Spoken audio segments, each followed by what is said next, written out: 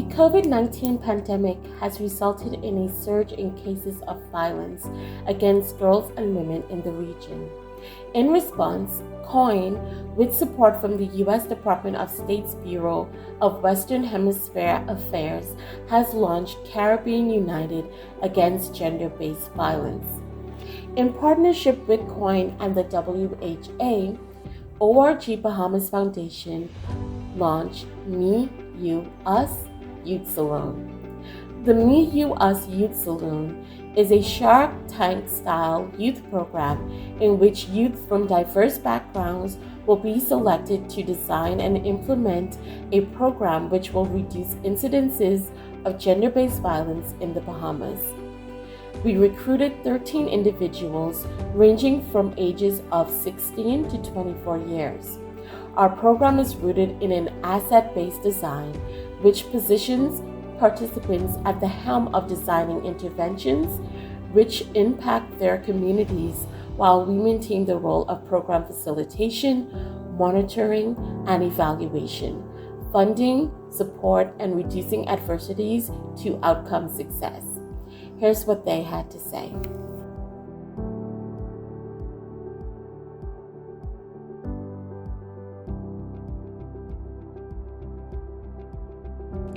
Gender-based violence is a harmful act directed at an individual based on their gender.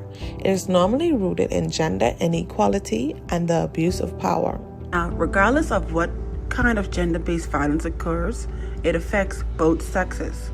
Now, you can be physically harmed, sexually harmed, emotionally harmed, psychologically harmed, and the list goes on. And it can also happen in public or in a private setting. Gender-based violence is any violence towards someone based on their gender. It is mostly happening towards females by men, but men also experience this sort of violence. Some factors can be poor behavioral control, emotional distress, history of violent victimization, and involvement with drugs as well as alcohol. Some examples of cultural factors are gender stereotypes and prejudice, expectations of femininity and masculinity, the socialization of gender, and the violence of general acceptance in the public field. Parents telling females to cook and clean, whereas the male of the house would just only have to throw out the trash. This can contribute to gender-based violence because they feel that because there is a female in the house, her only duties or her only charge should be able to cook and clean, whereas the male would just have to throw the trash because he shouldn't cook and clean. This is something that we grew up seeing in most households. Girls should be well behaved and boys are expected to act out. Boys and men are expected to use violence and aggression to prove their manliness, and that girls should be thin and beautiful to make themselves appealing to men. Well, the few that I've heard is that girls should only play with dolls and not be outside. Boys should wear blue and girls should wear pink. That girls should, be well behaved and boys can act out. Also, I've heard that girls cannot be tomboys, they cannot ride bikes, and nowadays men feel as if girls should be, in air quotes, thick and beautiful to make them more appealing. As an adult, it's also said that assertive women are too bossy or too forward, or they use the other word. And also, it's like boys and men are expected to use violence and aggression to prove their manliness. So those are some things that, gender stereotypes and prejudice that we face today and back then. Females are stereotyped to be dependent, submissive, indecisive, cries a lot, and etc. On the other hand, in comparison to females, the men are stereotyped to be independent, dominant, decisive, rarely cries, etc. Some gender prejudices statements I'm used to hearing is women are more emotional than men, or men aren't supposed to show emotions because it makes them look soft, or she was asking for it.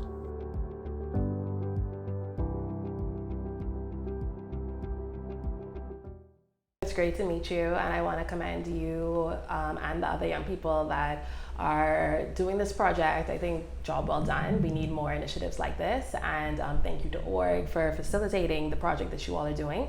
My name is Nia. I am an attorney by training, and I also have some experience volunteering with the Bahamas Crisis Center and currently with Equality Bahamas. Equality Bahamas is an NGO that focuses and promotes women's rights and LGBTQ rights. And we really push to just see these groups of, these communities as human, so the issues that affect them are just human rights, right? And so we try to promote human rights, women's rights, through public discourse, through community engagement, through advocacy work.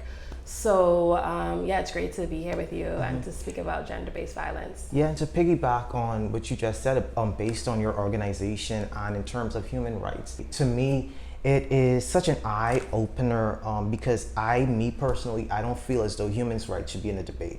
A debate. It should be just a person's natural instinct to, treat another person as though they are human despite their race, sex, gender identity, or sexual orientation. Everybody should be treated as human, period. I agree. I was shaking my head like, you're speaking the truth. So I 100% agree. So that is what Equality Bahamas' position is as well.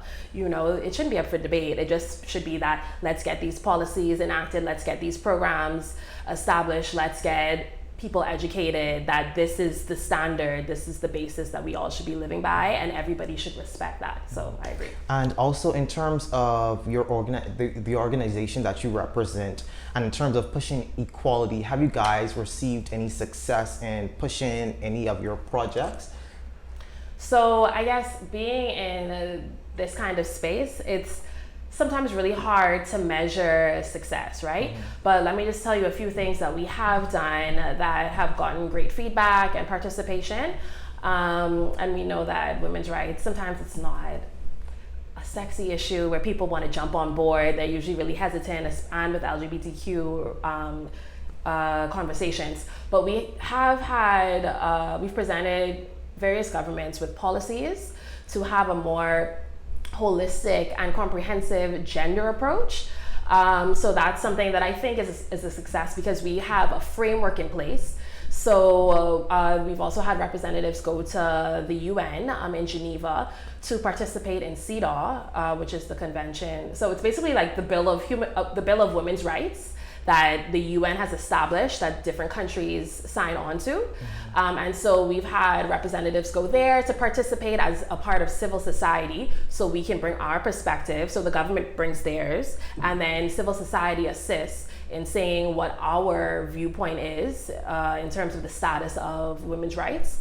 And then on a more micro level, Equality Bahamas also hosts different conversations, whether that be virtual due to COVID or in person, where we've discussed women in finance, how do we create savings? We talk about sexual education, and, we have various discussions. So, just the fact that Equality Bahamas has been organizing and functioning in this space, for quite a number of years now, actually, I consider that a success. And we're on social media and all of that. So for me, it's a success. But I think that this kind of work where we're trying to get a policy change, a cultural shift, it's very difficult. But we're still here pushing for it. So that is the success. Yeah, and I do commend you for that. Thank you. You're welcome. Okay, so we're gonna now jump into our questions. So firstly, I would like to ask you. Okay, so what are the situations that predispose people to gender-based violence? Okay, so when we're talking about countries like the Bahamas, I think it's important for us to acknowledge that, we come from a very patriarchal and misogynistic society. So what that means is that our social fabric is based on the idea that there's male dominance, right? And then women are just seen as second to that male role. And so given that as the as the basis of our social fabric, unfortunately. Then we have, in terms of communities that are predisposed to gender-based violence, it would be women, girls, and then also people in marginalized communities, whether that be people who are immigrants who may not have, a certain kind of status here in the Bahamas, precarious status, whether they're from different countries, or even LGBTQ communities. So I think those are some of the factors that predispose people to gender-based violence, but I also want to emphasize that gender-based violence does touch everyone, regardless of them being a woman, a man, a boy, a male. It touches all of us in different ways. But marginalized communities are more heavily impacted by gender-based violence. Okay, loved your response. Okay, so moving along, what forms of gender-based violence do you think occur the most in our communities? So when we speak about gender-based violence, there also, I guess the first things that come to our minds are things such as the physical impact it can have on women, right? Whether that be through rape, sexual harassment, sexual assault, which is very rampant in the Bahamas, in Nassau, in the Family Islands, that sort of thing. But then I think it's also important to touch on the systemic gender-based violence manifestations, such as when we look at legislation and policy that that really does a disservice to women and doesn't protect women and the LGBTQ communities, marginalized communities, as much as they should. So I would say there's a combination of types of gender-based violence that occur in our country. So, but rape is definitely huge, sexual assaults, harassment, all of those. So it's kind of hard to just like spotlight one thing and be like, this is the most dominant form, but it's a collection of things. So what do you believe that we as a community, to the members that are to the people that are watching out there, what do you think that we can do personally to prevent these things from happening in terms of like education? So, in terms of prevention, funny enough, Equality Bahamas recently had like a bystander intervention training. And so that is meant to give people the tools to intervene safely. But I think that on a micro level, so as you said, we know people, friends, family, who have these harmful habits, who have these harmful behaviors. And so I think something that anybody could do is challenge that. So we tend to allow jokes to slide and just be like, oh, because he didn't do it right in my face, then, it's not a huge issue. But I think we have to try to affect some change within our personal spaces, our personal social circles. I think that's first and foremost, because since we let it slide so much, people subconsciously then believe that that kind of behavior is okay. So I think first and foremost, we have to have courage to challenge when people do this in your personal spaces. And as for, when you're out and about, I know sometimes it can be very challenging to assess a situation, and then, you sometimes don't want to put yourself in harm's way as a result of someone else. But I think especially for men, I found personally that men listen to other men. And so, men have to take it more seriously to try and intervene when they see another man doing something that's very inappropriate, especially the small things, because those small things then snowball into the bigger actions of sexual assault and rape and that sort of thing. And so I think that more discussion needs to be had in that aspect. And then something else I realized is that we need to strengthen our the sensitivity training that we have, that police have, because I feel as though people don't think.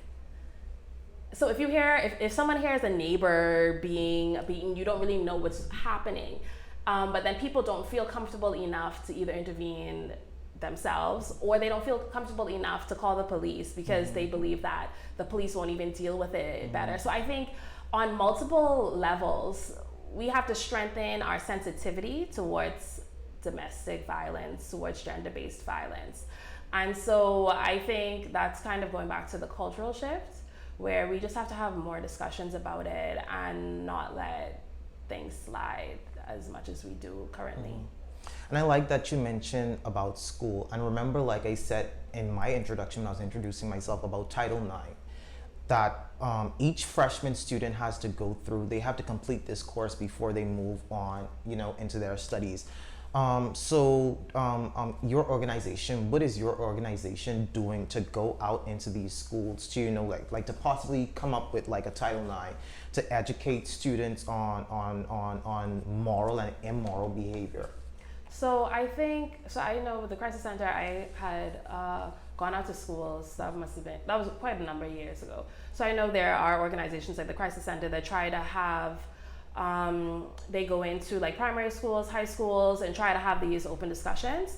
I think it also is important for, let's say, like the Ministry of Education to implement this permanently in schools, right, in curriculums, because it doesn't just have to be through civil society, even though I think there needs to be that sort of crossover. But I think that there are different organizations that try to get into the schools, but then we need something more permanent in the policies and in the curriculums that address this, and private school, public school, all of that, right? Because we know that children are socialized in a certain way that replicate these kinds of behaviors, and children grow up to then become adults. And there are harmful things that kind of get a bly, we like to say in schools, where if a little boy likes a girl, right, we like to say, oh, if he just pushes her, that's because he likes her, and that sort of thing. And we need teachers, and we need the education system to be, and parents too, right? Because as I said, all of this needs to be attacked on many, many different fronts. But we need to be more aware of these smaller behaviors, and we need to emphasize consent. So consent isn't only just in the bedroom, right? Consent is also, that can be taught to children from when they're really, really small. Like if a child is somewhere and they do not want to be bothered, or they don't want to be, they don't want to hug their uncle, right? Like we have to stop forcing children to do things that they don't want to. And kind of have that dialogue from then, where you teach each child to respect their own feelings and what they want to do with their body, but then also respect when another child says, oh, don't touch me, don't touch my hand, I don't want to be hugged, I don't want to be, whatever. Also having each child understand another person's boundaries, right? And then as it becomes more age appropriate, then you take that into the sexual education realm. Okay, so we're gonna move along. Okay, so which people are most at risk of gender-based violence? Right. So I think just going back to the first question that you asked, so highlighting that women, girls, people in LGBTQ communities, trans women, or people who don't have, a legal status. So I'm talking about migrant people that come here, and even because we like to think in the Bahamas that it's only Nassau, right? But even women or people who are on family islands where there's not as many resources. So I think those are the communities that are more heavily impacted, even though gender-based violence touches us all. Okay, so coming down to my last question, has the problem of gender-based violence in our communities gotten worse, better, or stayed the same in the last 2 years? Especially, how the pandemic had came on and nobody had expected it, nobody made preparations for it. And especially prior to the pandemic, whereas gender-based violence was already at its highest, domestic violence was already at its highest. Individuals that are in a relationship who stay together had time to be apart from each other for a period of time, but now they're together 24/7 because of the laws imposed of, Curfew, traffic mobility and curfew, etc. So now these persons who are already having these issues are now in the same household 24/7, no time apart from each other. So was there like an increase of domestic violence, or has it gotten worse? So, okay, as soon as you asked that question, I just personally remember the anxiety I had around COVID-19 when it first started. You know, you're not sure what's happening, the uncertainty, you know, people were losing their jobs, all this sort of stuff, right? So there definitely was an increase in domestic violence, gender-based violence. And you know, just talking about the stress that people were under, and jobs were lost, people are very uncertain about their finances, and then people are pent up under really tough circumstances. So you know, we did find, and this happened I think in many different countries too, but let's talk about the Bahamas. That did increase the amount of violence that people experience, women experience, children experience, because everybody's just frustrated, right? And usually, you know, going to school or going to work provides some sort of relief in that sense, you know, from the people that you are housed with. And so then to have that freedom of mobility taken away, that did increase the violence that people felt. And then we also have to remember that a lot of ministries, right, Ministry of Social Services, those kinds of outlets or resources that people would utilize, that then was under a lot of strain as well. So people didn't, the amount of solutions that were available to people were very limited within the pandemic. And then the curfew, you know, even though some of these policies were needed to try and curb COVID-19, I feel as though, and this is going back to me saying that Equality Bahamas has tried to push a more gendered approach to policy, but COVID-19 policies did not really allow or take into consideration what do we do when children are stuck in very abusive situations in their homes. How do we deal with that? So it was very reactionary. You know, it was kind of like, that was another pandemic in and of itself, right? Where we just did not, we didn't have a comprehensive approach, unfortunately. And so, I mean, the straight answer is yes. There was an increase in violence, and then in terms of the resources that people could then utilize as a result. The courts also, so if you wanted to get like a protection order, let's say, the courts were also very backed up, or they were kind of closed for a period of time too, especially at the beginning. So if you're trying to do things like that, everything was in chaos and a mess. So yeah. Okay. There was an increase. So finally, this is like more so I would say a call to action. So what would you urge members of the public to do in terms of, you know, getting involved within these organizations, or volunteering, or even possibly educating their children? What would you encourage them to do post this video, or where to reach to find resources or education to, you know, to continue this work that we're doing?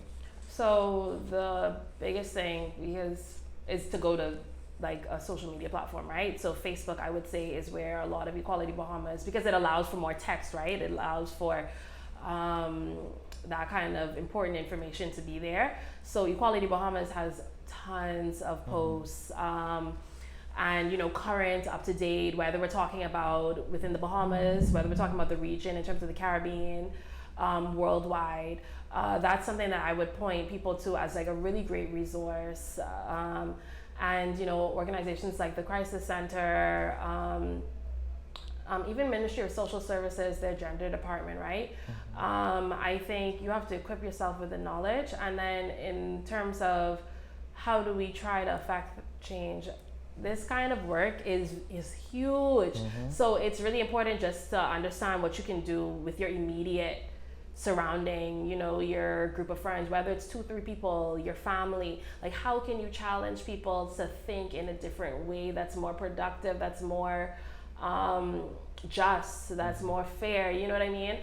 I feel like people definitely underestimate the fact that you can have one person that's in your life, and then that person then goes to, you know, school or their workplace, and then that person is going with that seed that you may have planted. And, you know, it has to be a continuous dialogue, because one conversation with that person may not change something, but as you continue to break through, you know, I think that's like most important in terms of how we can trying to push things along as everyday, regular human beings, you know.